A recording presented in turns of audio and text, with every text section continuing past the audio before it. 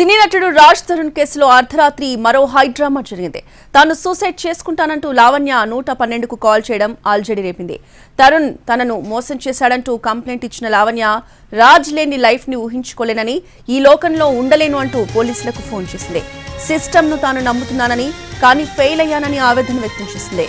తనకు అండగా నిలిచిన వాళ్ళందరికీ ధన్యవాదాలు తెలిపింది. అలాగే రాజ్ తరుణ్ తల్లిదండ్రులతో పాటు మాల్వి మల్హోత్రా తన చావుకి ప్రధాన కారణమంటూ తెలిపింది. తనకు తినడానికి తిండి లేదని కన్నీళ్లు పెట్టుకున్న రాజ్ తరుణ్ తనను కాదని మాల్వితో ఉంటూ ఎంజాయ్ చేస్తున్నాడని ఆరోపించింది. అతడు పూర్తిగా ఆమె మాయలో పడిపోయాడని, తన చావును కోరుకుంటున్నాడని కన్నీళ్లు పెట్టుకుంది. ఈ లోకం విడిచి వెళ్లిపోతున్నానంటూ డయల్ 112కి ఫోన్ చేయడంతో పోలీసులు అలర్ట్ అయ్యారు. హుటాహుటిన లావణ్య నివాసానికి వెళ్లిన నార్సింగ్ పోలీసులు ఆమెను బయటకు రప్పించి మాట్లాడారు. తప్పకుండా న్యాయం చేస్తామని హామీ ఇచ్చారు. బలవంతంగా ప్రాణాలు తీసుకోవద్దని ఆమెకు కౌన్సిలింగ్ ఇచ్చి నచ్చజెప్పారు.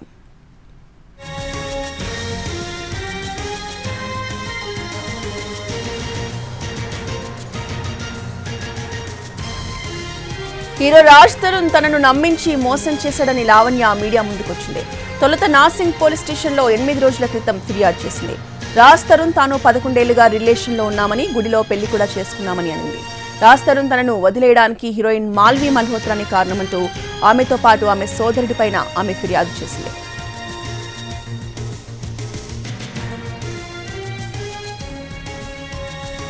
ఆ తర్వాత రాజ్ తరుణ్ పై ఫిర్యాదు చేసిన లావణ్యపై కేసు నమోదైంది.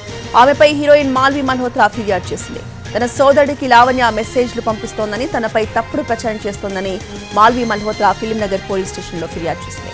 దీంతో ఫిలింనగర్ పోలీసులు లావణ్యపై కేసు నమోదు చేశారు. హీరో రాజ్ తరుణ్ తనను ప్రేమించి మోసం చేశాడని లావణ్య మీడియా ముందుకొచ్చింది.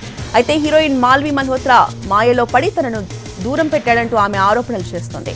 రాజ్ తరుణ్ ని వదిలేకపోతే మాల్వి, ఆమె సోదరుడు కలిసి తనను చంపేస్తామని బెదిరిస్తున్నారని పేర్కొంది.